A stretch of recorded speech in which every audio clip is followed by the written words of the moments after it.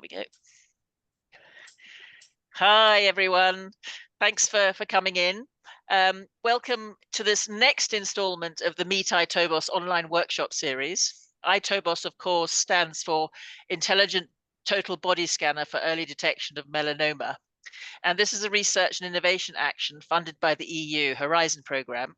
It's a great, diverse project bringing together aspects from the highly technical, cutting edge sort of machine learning, engineering, clinical trial to things like impact assessment, data governance, and ethics. So we wanted to share with the community this sort of interesting group of people bringing their brains and expertise to this project to solve some of these complex problems. So to that end, we are most grateful to ask you to have here Zita McCrea, part of the consortium partner Trilateral Research, for being here to present on ethical AI element of the project. So Zita, thanks so much for being here, taking the time. No problem. Please tell us a little bit about yourself, so we know, and you know, we'll talk about the role in the project later on. Sure. So yeah, as Gilly said, I'm Zita McCrea. I have joined Trilateral in March, so be kind while I do this. I have about 8 years plus experience in the health sector and a strong background in medical ethics. I have done my PhD in tissue engineering and regenerative engineering. Everything is easy these days. And that would have done with stem cells, but I've worked in various parts of the health sector. So I've worked in hospitals on clinical trials as well as a clinical trials manager.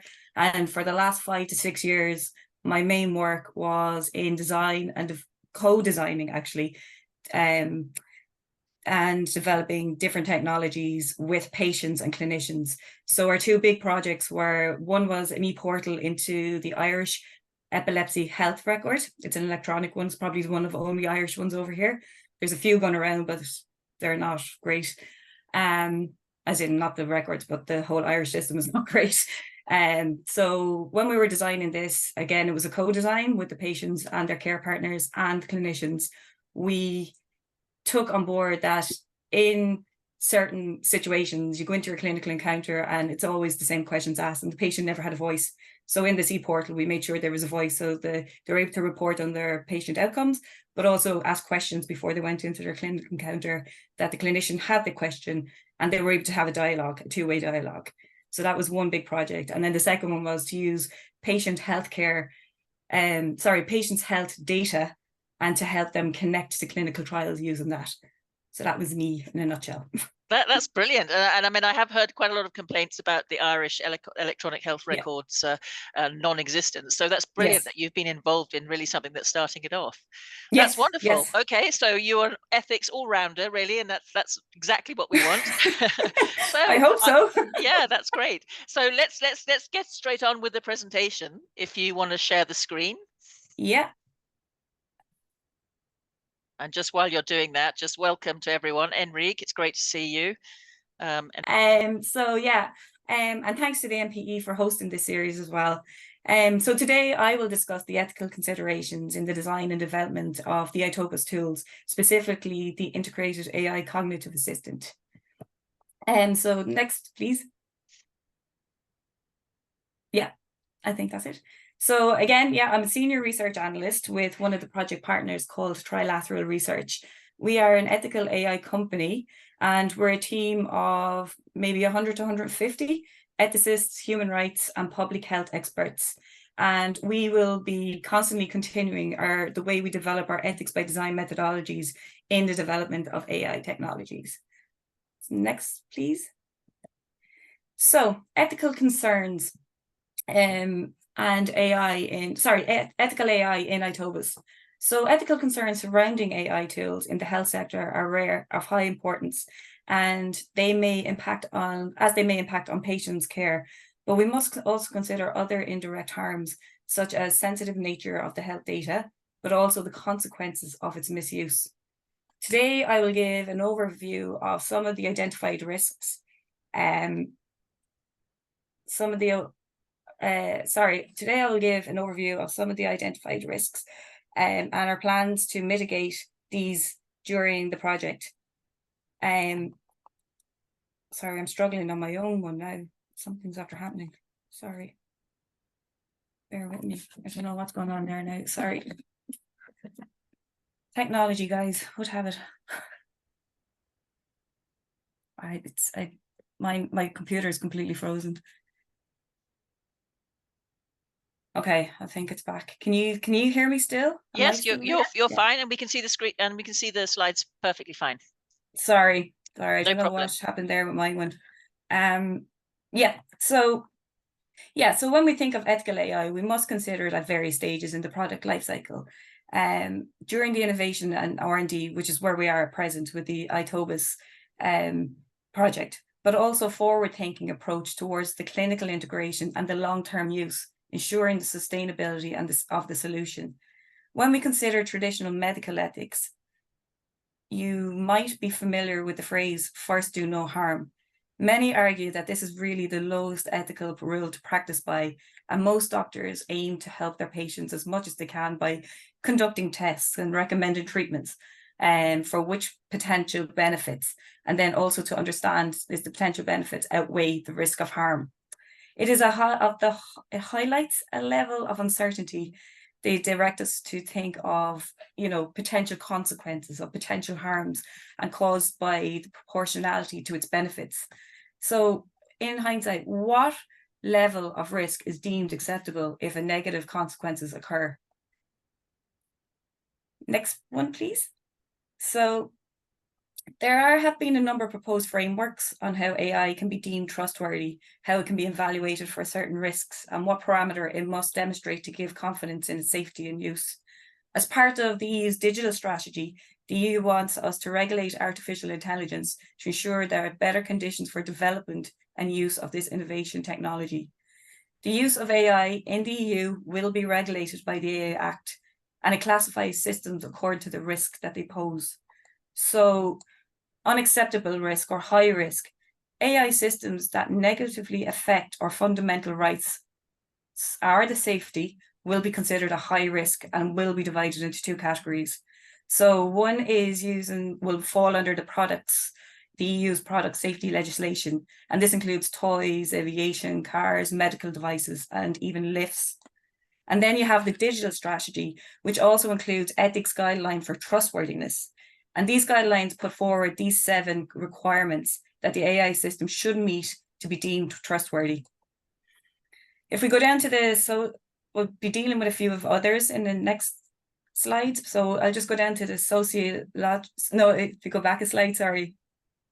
I'm just going down to number 6 there. So societal and environmental well-being. These are new because I think they kind of got lost in previous designs before. So here we are. We must ensure that they are sustainable and environmentally friendly. And accountability, well, this has always been there. Audiability, which enables the assessment of algorithms, data design. So the audibility is to enable the assessment of algorithms and also the processes of the data and design, especially in critical applications. So, and there also must be an adequate accessible redress to any of these. Now, I'm ready for the next one, please. Sorry.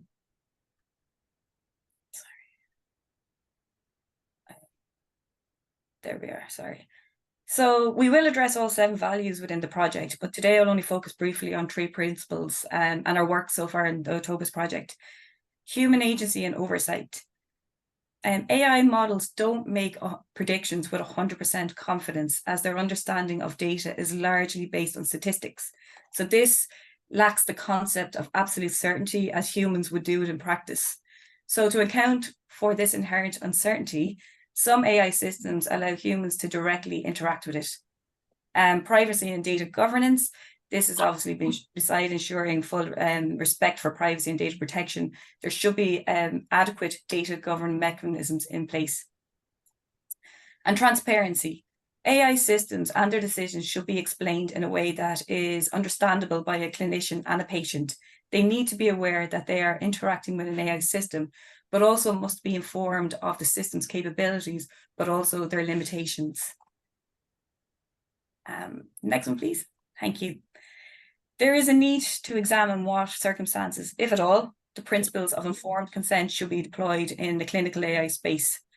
AI systems are complex. It is a complex field, and it requires some degree of technical knowledge for the user to be able to understand the outputs and make informed decisions.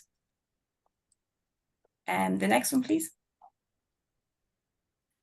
In the iToBoS project, when it came to collecting informed consent, we didn't follow the traditional pen and paper approach.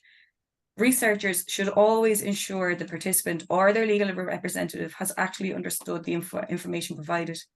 So one way that we address these concerns, again, to move from the paper document to electronic interface, which enabled the use of electronic media, such as videos, interactive comprehension questions, avatars, such as, i.e. virtual characters. And this was all to support a customized and engaging consenting interface that could be substantially enhance a participant's ability to read, retain, and understand key information on the study, and also their role within the study. And beyond ensuring that the participant has adequate time to review and understand their involvement, which is standard stuff, the research team then embedded questions for response to test the participants' understanding. This enhanced features to extend to overcome biases within the training data set, but it also made it easier for clinical sites and to increase the generalizability of people they could approach to be part of the study. E-consent also provides an opportunity to facilitate recruitment and retention of participants, especially those who are underrepresented minority groups, through improving the understanding of the consenting experience. It also helped to utilize sites that do not typically conduct clinical trials because paper informed consent actually was a barrier to them. Sorry, next one, please. We must also consider the level of understanding and education clinicians have in the terms of AI and its role in a decision support. A study published last year, including about 250 Irish medical students, a population based on demographic to be considered somewhat tech savvy or tech fluent, revealed, if you don't mind, pressing so I can, it's going to bring up, yeah. So if you see there, have you heard of machine learning? 43% of them said no. Are you familiar with data analysis? About 58% of them said no. Have you ever read an academic journal? Around 80% no. And then can you give us how many hours that you've, did education and a lecture on this? And about, is that 66? Yeah, 66 said they had 0 hours. So it just shows how little this has been talked about. And this is only one of a number of studies that's published globally over the last few years. So this raises questions as to what extent do clinicians have a responsibility to educate themselves and their patient around the complexities of AI, including the forms of machine learning used in the system, the kind of data inputs, and the possibility of biases or other shortcomings in the data that will be used. We also must consider under what circumstances must a clinician notify the patient that AI is being used, if at all. Next one, please. So human agency and oversight. The feasibility of integrated computer sciences into a medical curriculum may not be entirely necessary or too great a barrier at present. The best solution is to create new education pathways, especially for specialisms already integrating digital health. Furthermore, AI education needs to be considered at all levels of professionalism and degrees. The transition of a digital system may be more difficult for the highest of experienced consultants who are typically in the workforce longer and are used to a certain way of how things are done. So we need to know how to impact and also influence the knowledge gaps in those trained in traditional care, like the consultants, and those in a hybrid education, which actually combines digital health. So the next generation of medical students. Also, we need to consider how this will influence the decision-making of the two groups. So privacy and data, sorry, next please, and data security, so genomic data sharing. Conversations have been had in and outside the project in the terms of genomic data sharing. Genomic data is sensitive. It's personal information drawn from analysis of an individual's blood sample, or biological sample, sorry. The European Commission does pay special attention to genomics data, which carries more security risks due to its sensitivity. And they did publish the health data regulation and an open sharing roadmap on the specific sharing of genomic data. However, researchers agree that these initiatives don't provide adequate security for genomic data sharing. The data is simply too high risk and contains way too much identifying information and is used in technology that is evolving too fast for policymakers to keep up with. Next, please. There are roughly about 4 to 5 million single nucleotide polymorphisms, or SNPs, in a person's genome. And researchers have demonstrated that a sequence of 30 to 80 SNPs could uniquely identify an individual. Genetic data provides sensitive information about genetic conditions and predispositions to certain diseases. If breached, this information can be stigmatizing to participants and can be used against them in employment and insurance opportunities, even if these predispositions never materialize. Genetic data does not only provide information about sequenced individuals, but also about their ancestors and their children. Whole genome data increases our ability to predict information related to relatives' present and future health risks, which raises the question as to the obligation of the consented participant towards their family members. And there is a fear of the potential hidden information within a gene in genomic data. As our knowledge in genomics evolves, so will our view on the sensitivity of genomic data. Basically, in other words, it is not possible to quantify the amount of sensitivity of personal information that can be derived from this genome.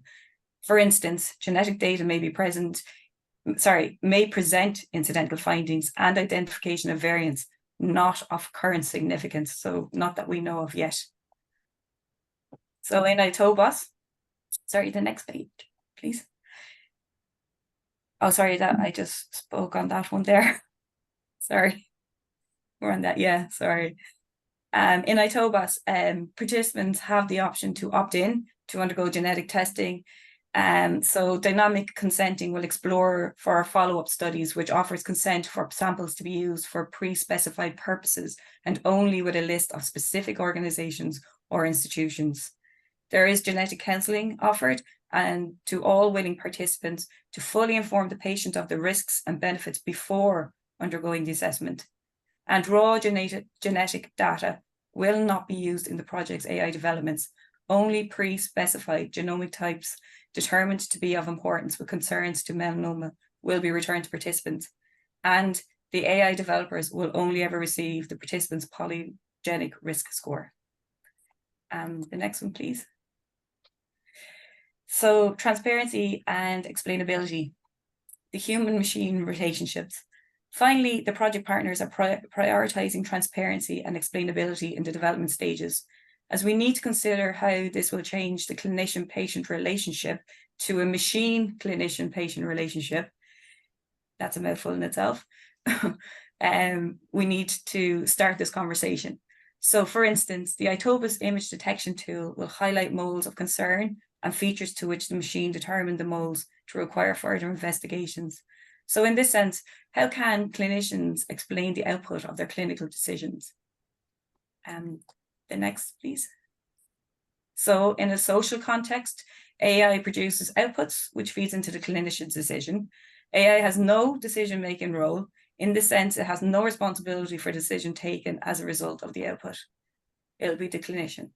Explanation is not a one-way street. It requires interactivity between the explainer, the AI, and the explainee, the clinician. Consequently, it doesn't seek to access or produce explainability features that end dialogue or questioning on the part of the clinician. It rather should seek and encourage these activities and enhance the human reflection and inquiry. So basically we're saying is the AI can give an output, but it should make the clinician either rethink their own analysis or it will help them verify what they came up with. And then the last one, thankfully, is the questions. Oh, God. That is really wonderful. Thank you so much. It's really great that actually we have a module on polygenic risk scores with this iToBoS program anyway. So that would be really good. I have a question first. I'm sure others have. Is that I was quite interested in what you were saying at the beginning about the responsibility for the AI, because there was a quite interesting project just recently with ASCO asking all their clinicians about what they knew about AI, whether they thought they should know the explainability of the AI and how it works, whether patients should, and then whose responsibility was it if anything goes wrong. And it was quite interesting that clinicians thought that patients didn't really need to know about that kind of stuff. They sort of did, but then the next question basically said that, but us clinicians mustn't have any responsibility about the AI. That must come from the technological. I'm just kind of wondering how this is changing. The landscape is changing with the AI Act and the AI, whether we're going to see sort of a bit more precise kind of identification of responsibilities in any way. Well, to be honest, I can't really comment on that just yet. I'd be very aware that literally what you just said there, that clinicians don't see why they will be held responsible for technology. But it's like as described to me that, well, when I go in and do an X-ray exam, I don't ask how did this machine work. I just take it for granted that the result I'm given is what I'm going to be working off. So I think that's the same feeling and idea around, well, if I'm going to use this AI system, then it's not my responsibility to know how it works. I just need to know that it does work. So it's kind of removing themselves from accountability, which in this day and age, I feel it's more around fear than anything else, you know, of being held accountable for something if something bad went wrong. And it was down to an AI system then as well. Yeah, totally agree. Yeah. Other questions? Violetta, do you have a question? Or Frederick? Yes. Go for it. You said, Zita, something that fascinating me, that AI system should let human interact with us. So can you explain more that? What means that? It's more that, let's say the system gave a result, then it's up to the human to interpret that result. So let's say the clinician was like, well, I don't agree with that, then they make the override decision of, well, I'm not going to go with what the AI result was. I'm going to go with my years of experience. So it's more of it's kind of to help them to reanalyze their result that they were given, or to think about how can it's more of a tool to help them as opposed to make the decision. So that the clinician won't just come in and go, oh, okay, the system taught me this, so now I'm going to send that person off to a dermatologist straight away. It's like, well, no, I'm going to reevaluate, and I'm going to look at all the other pieces of information I have gathered as well, and then see if you see that like a practical feature for the clinician to have it at the hand in order to assist him to explain to the patient what the decision is based on. And also to reflect on their own decisions. Maybe they overlook something, maybe there was something there that they should have been looking further. It'll be a two-way thing. It'll be a tool, first of all, to help them to make the decision that they came to, but also maybe that they didn't, like, to be, just say a positive came out that they should be looking at a lesion, and the clinician was like, oh no. And then it's like, okay, I'll reflect and have a look at all the other information I've gathered, and then maybe something is there, and they'll either go with their own decision originally, or they'll go with the decision of the output from the AI. And this tool should be integrated in the system. When the system is made, should be integrated in the whole system of analyzing. Well, that's the question. We're trying to figure out where in the pathway at the moment, where would you see this tool? Would it be at the start when you go in to the doctor? And, you know, there's a waiting list for dermatologists so long. It's like, maybe this would be the first step before that. And then if the AI system came up with like, okay, this should be seen, then maybe you're straight away to a dermatologist or something like that. I don't know. We're trying to figure out where in the pathway this tool will fit in, but there is a plenty of pros and cons for each, like the start, the middle, and the end of the pathway. So that's where I am at the moment in the project. So I'm talking to a load of patients and clinicians around all this. Yeah, doing interviews that way. Great. Frederick, did you have a question? I saw you turn your mic off. No. Otherwise, I have another one. I was quite interested in what you were saying about the sort of questionnaires, because I know within the project there was quite a sort of interesting difference in that the Australian data, the questionnaires, they all had electronic input, whereas the Spanish side, they said that they wouldn't be able to do electronic and patients wouldn't like it or know how to do it. Does that really affect how, you know, is there this difference across Europe, across the world, that, you know, you can get some things that are has to be paper, or is it just something that we have found oddly in our project? I don't know. From previous projects, we actually use both, and it's more because, like, I'm not being ageist around, but a lot of older people wouldn't have known how to, you know, log on and do all of those kind of intricate steps to go, even though we made it as simple as possible to do that.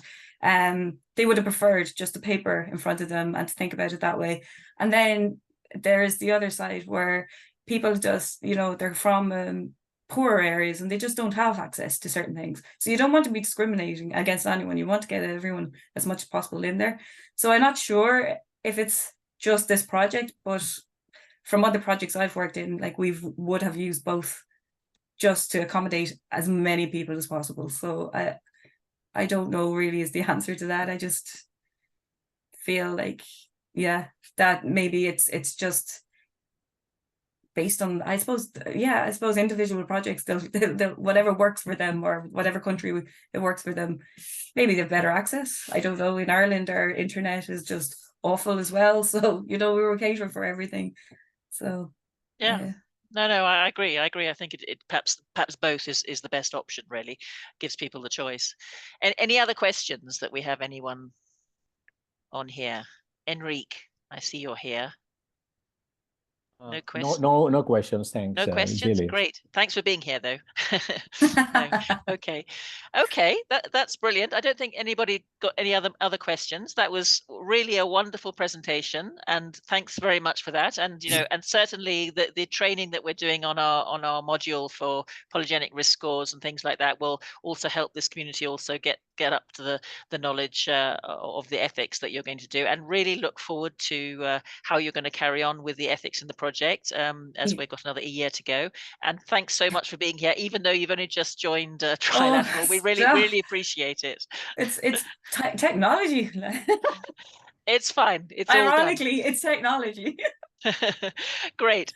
Okay, so I would just like to say thanks everyone for coming. Thanks for being here. Thanks for your questions, and particularly to Zita. Thanks so much for doing it. And see you next time on the next Meet iToBoS.